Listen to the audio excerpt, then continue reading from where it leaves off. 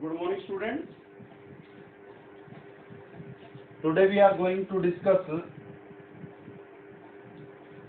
In previous video we have completed articles for class +2.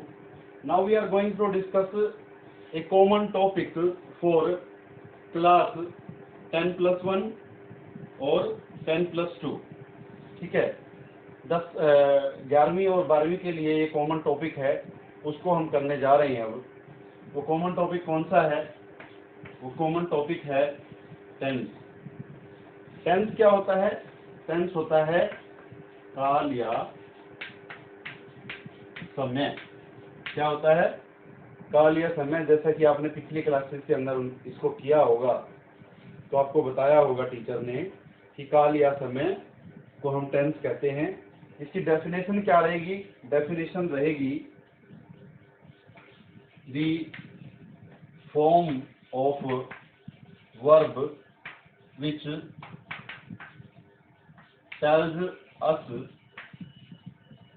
The form of verb which tells us the time of an action is called tense. Form of verb, verb की form, ठीक है, क्रिया का रूप, which tells us, जो कि हमें बताता है the time of an action, एक एक्शन का, एक कार्य का जो समय है उसको बताता है, इज कॉल्ड टेंस। उसको हम क्या कहते हैं? टेंस कहते हैं, काल या समय कहते हैं। ठीक है। अब जैसा कि आपको पता है कि टेंस के कितने टाइप होते हैं? मेनली 3 टाइप होते हैं। प्रेजेंट टेंस, पास्ट टेंस और फ्यूचर टेंस। ये 3 टाइप होते हैं मेनली, और इनके आगे फिर 4 भाग जो है वो हो जाते हैं। ये समझ आ गया तो इसको मिटा देते हैं, आगे चलते हैं।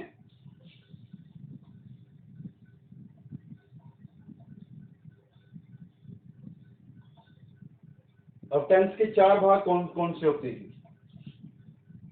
पहला होता है, मान लीजिए प्रेजेंट को ले लेते हैं हम। प्रेजेंट सिंपल कह सकते हैं या फिर इंडेफिनिट। क्या कह सकते हैं? इंडेफिनिट। ये हो गया हमारा सब पार्ट प्रेजेंट के।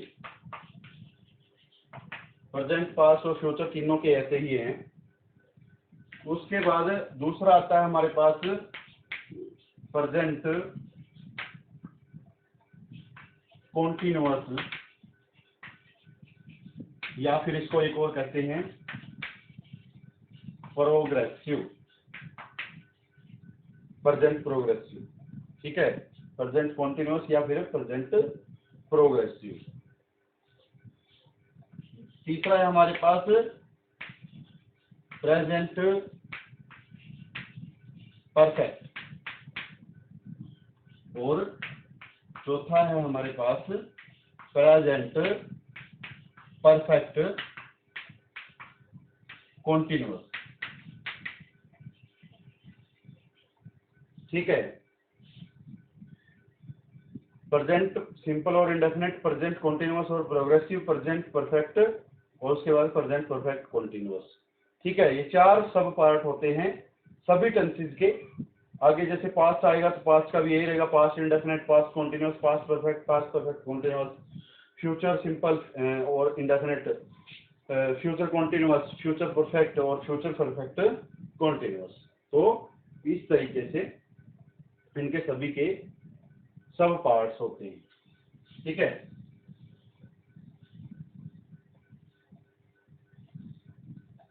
अब हम स्टार्टिंग करते हैं प्रेजेंट सिंपल से, या present indefinite tense. Indefinite tense की। ठीक है, ये है हमारा पहला सब पार्ट प्रेजेंट टेंस का। ठीक है, प्रेजेंट इंडेफिनेट टेंस है। इसकी पहचान क्या होती है? पहचान क्या होती है इसकी? हिंदी में इसकी पहचान जो है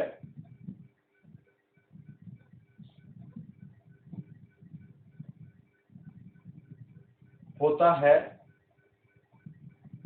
कोई भी कार्य जो है वो वर्तमान में होता है।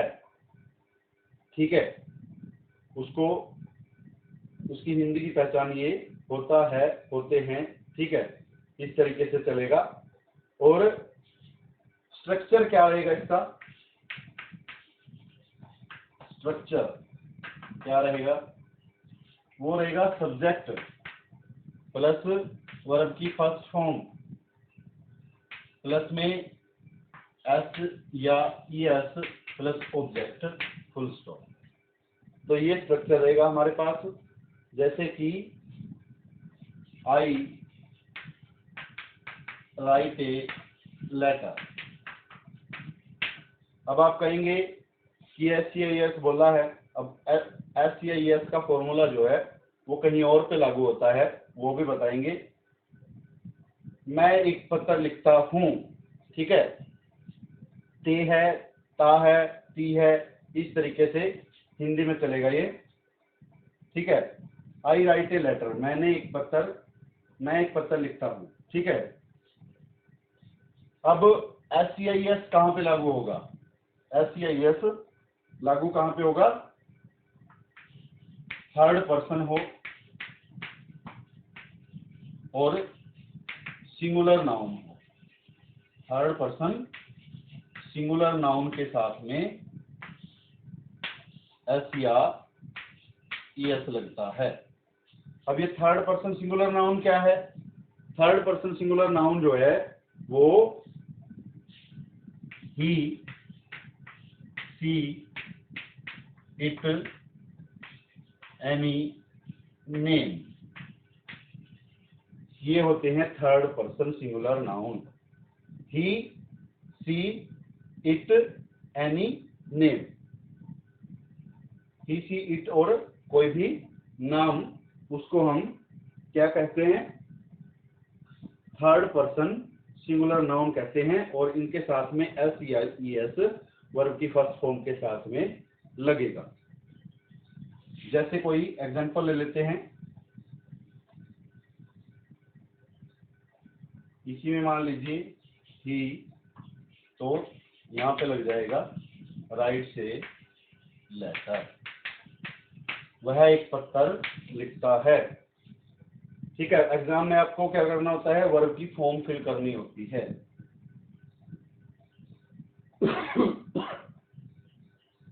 उसके बाद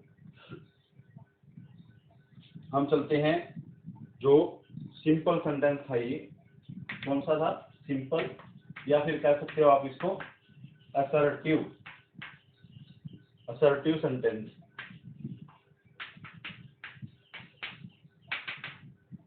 नेक्स्ट है हमारे पास नेगेटिव सेंटेंस।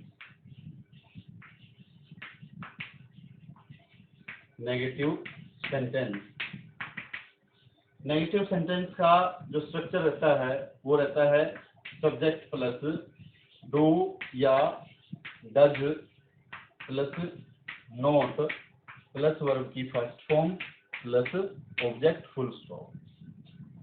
तो ये स्ट्रक्चर हमारे पास नेगेटिव सेंटेंस का रहता है। अब मान लीजिए, अब ये डू और डज का क्या मैटर है? डू और डज का मैटर ये है, फर्स्ट पर्सन हो, सेकंड पर्सन हो या फिर थर्ड पर्सन प्लूरल नाउन हो, उनके साथ में लगता है डू। क्या लगता है? डू। सिंपल को या सर्टिव को मिटा देते हैं।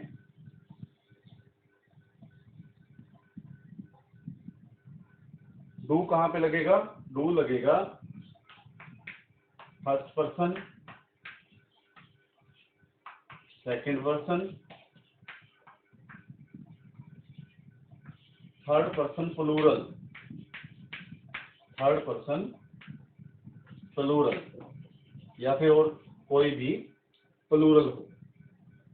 फर्स्ट पर्सन में कौन सा आता है? आई। सेकंड में कौन सा आता है? We, you. ठीक है। थर्ड पर्सन प्लूरल कौन सा होता है? दे। और कोई भी प्लूरल जो हमारे पास, कोई भी प्लूरल जो है वो संज्ञा के रूप में अगर आता है तो उसके साथ में लगता है डू। क्या लगता है? डू। और अगर आता है हमारे पास थर्ड पर्सन सिंगुलर नाउन तो फिर लगता है does. Third person singular noun मैंने अभी बताया है, थोड़ा सा आप पीछे जाके देखोगे। थर्ड पर्सन प्लूरल में बताया है, थर्ड पर्सन सिंगुलर में बताया ही, सी, इट, एनी, नेम, वहां पे लगता है does.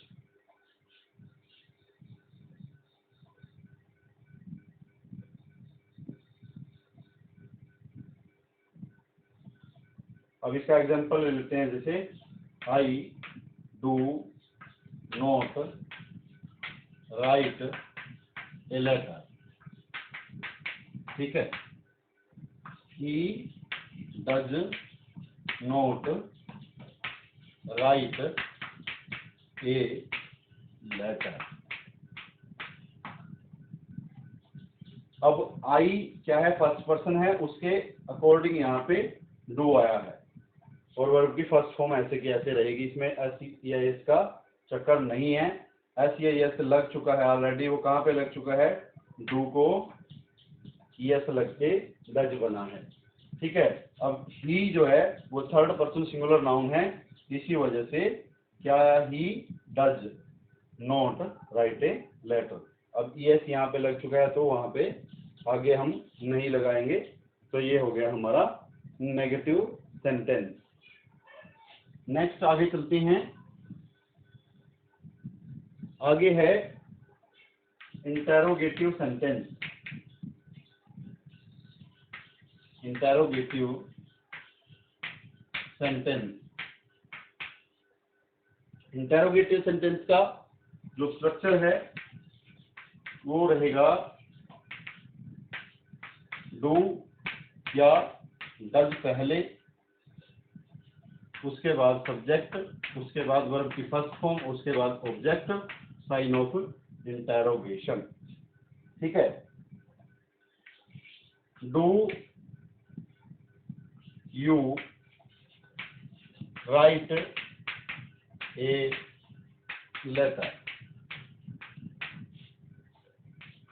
Does she write a letter? ठीक है। अब यू जो है सेकंड पर्सन है, उसके अनुसार डू लग गया है यहाँ पे।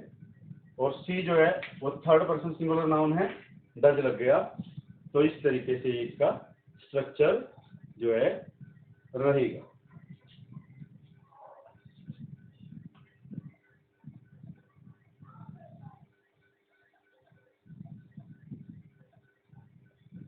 अब इंटरोगेटिव प्लस में negative. Interrogative plus negative sentence, जैसे कि इसका जो स्ट्रक्चर रहेगा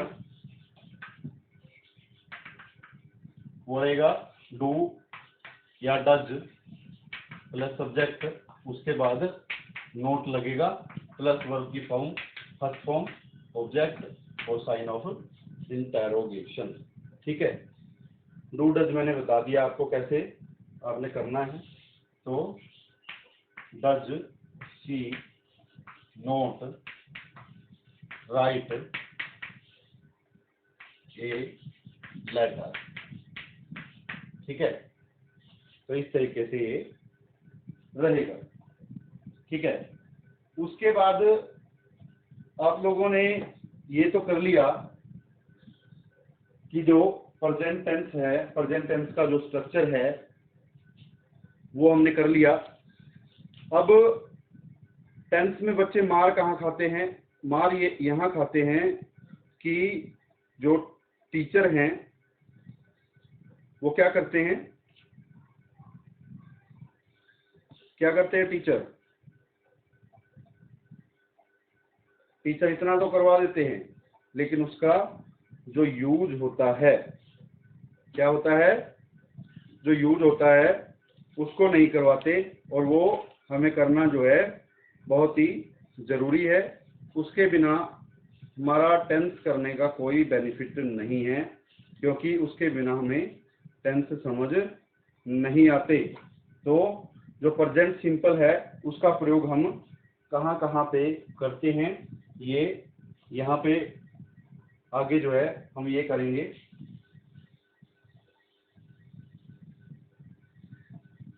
प्रेजेंट इंडेफिनिट टेंस का जो प्रयोग है वो कहाँ कहाँ पे करते हैं, यूजेस,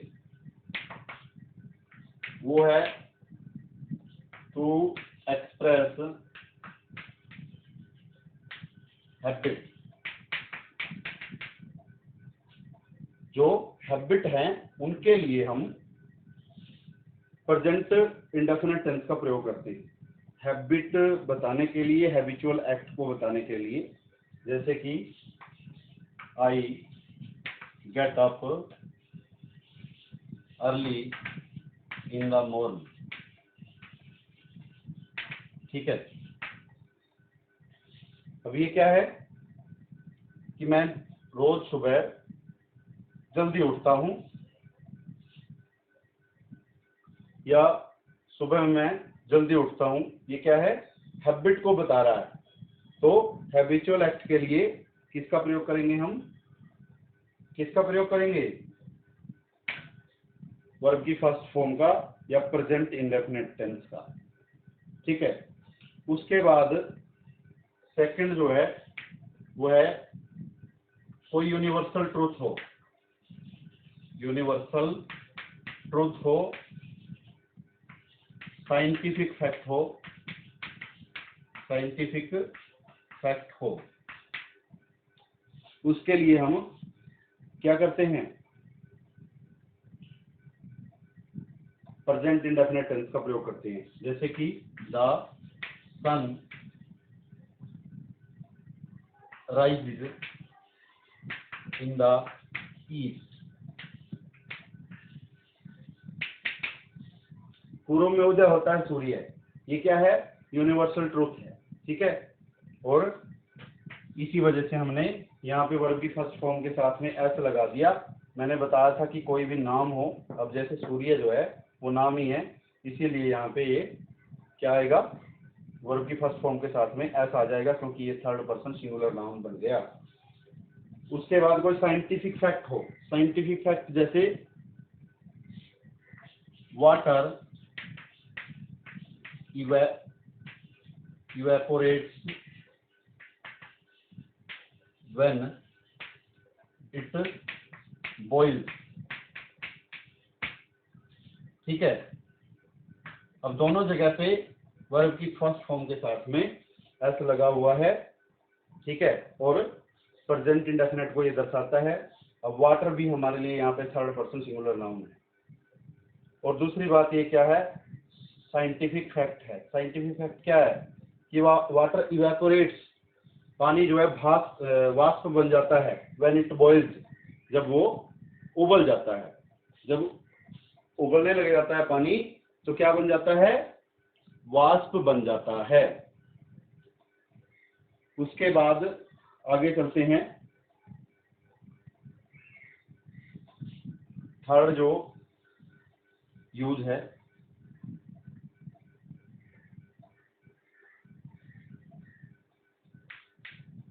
तीसरा जो यूज है, टू एक्सप्रेस